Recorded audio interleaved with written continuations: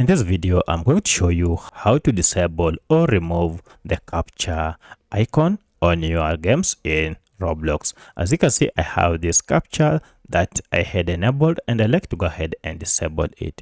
However, I can't see any place to disable it. But to do it is quite simple. Just follow these steps. If you find this video helpful, I'll kindly request that you support me by liking the video and also by subscribing to this channel. Alright, so to remove this captcha icon, it's pretty simple. Just head over to this menu icon and this will display various options that are available. Under this, go ahead and choose captchas.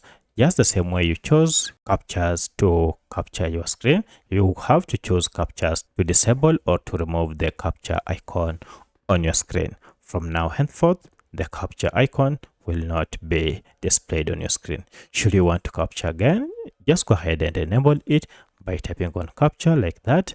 And if you want to remove it, go ahead and disable it by clicking on captcha again. So that's how you can disable or remove the captcha icon on your screen in Roblox.